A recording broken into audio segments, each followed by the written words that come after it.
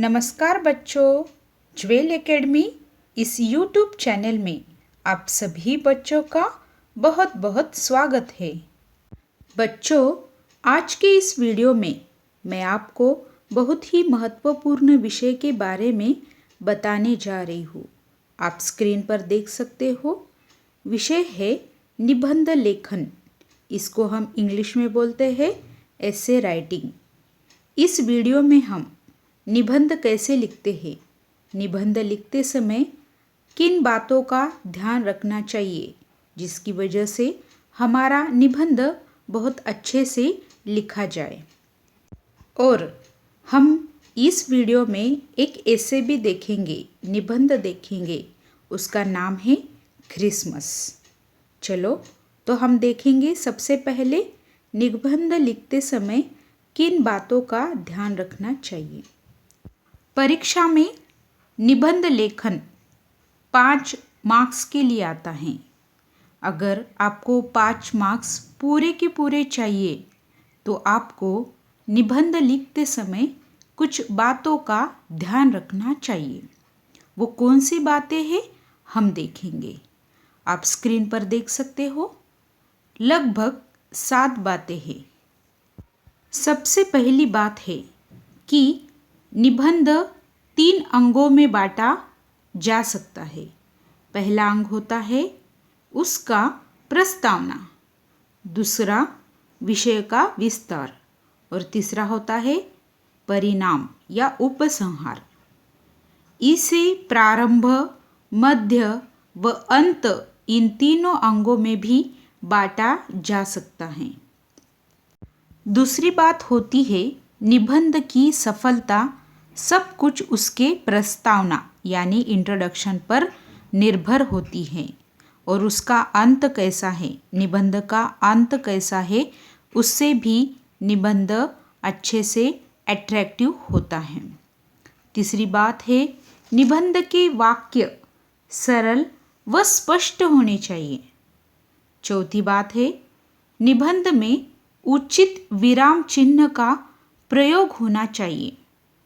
पांचवी बात है निबंध में कोई बात या विचार बार बार नहीं लिखना चाहिए।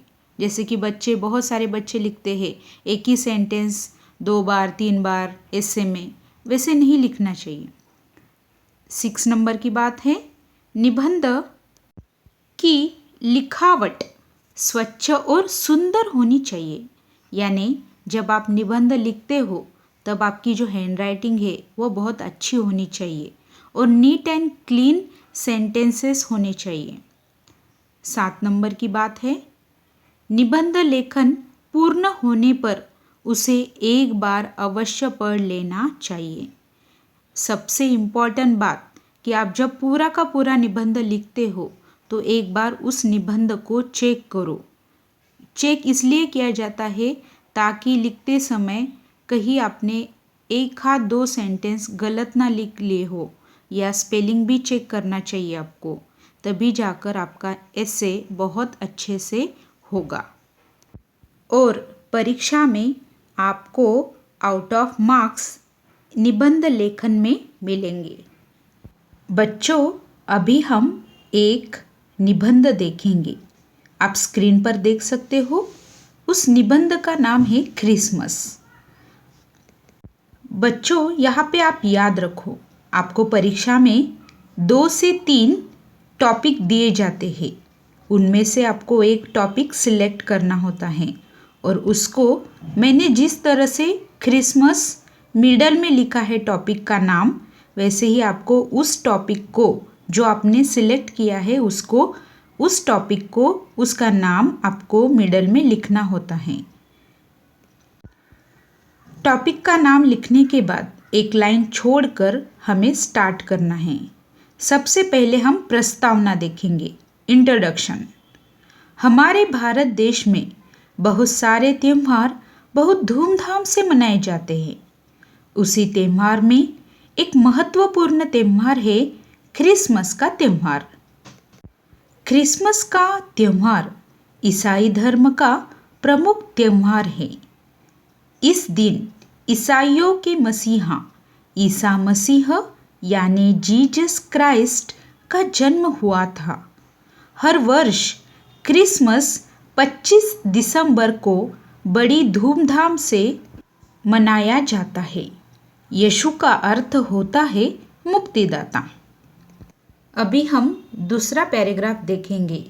जिस तरह मैंने आपको बताया था कि दूसरे पैराग्राफ में विषय का विस्तार होता है, यानी विषय हमको जो दिया गया है उसको विस्तार से लिखना होता है। देखेंगे हम, ईसा मसीह ऊंच नीच के भेदभाव को नहीं मानते थे।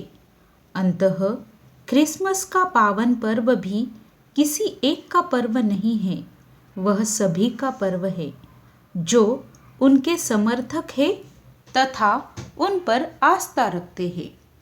क्रिसमस के कई दिनों पूर्व ही लोगों में उत्साह और उल्लास की झलक देखने को मिल जाती है।